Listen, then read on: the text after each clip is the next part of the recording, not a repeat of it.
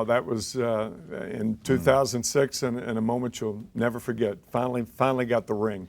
Yeah, that's a moment that you want to savor for the rest of your life. And anytime I see that clip or, see footage of that, I mean, it just rekindles all of it, just the amazing feelings that you had at that particular time, because you think about all the things in your life that you had to go through to get to that particular point. And I can remember Pat Riley telling us that the hardest thing you ever do in your life at this profession is winning a world championship, and he was truly right. That was difficult, just getting to that particular point. How difficult was it? I mean, you lose your first 2 games at home and then come back and become one of only 2 teams to win the championship after losing your first two games at home. We looked at that particular time during the NBA Finals as our time.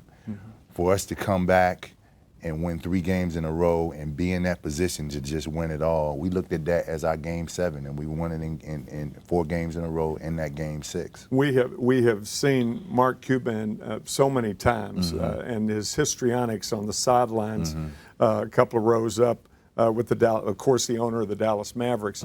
Was he different after the Mavericks had won 2 games in a row, or did the players ever interact with Cuban? Well, actually, I think Mark Cuban's antics motivated us, to tell you the truth, because they won the first 2 games, and he went on the David Letterman show. And he told David Letterman that, hey, we got this parade set up already, and we posted that in the locker room.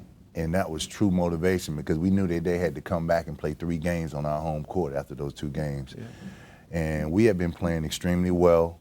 We only lost 1 game throughout the playoffs on our home court, and that was against the Nets during the playoffs, and we used that as motivation, So if Mark, if he would have kept his mouth shut, they might have won, but he just added fuel to the fire, that's all.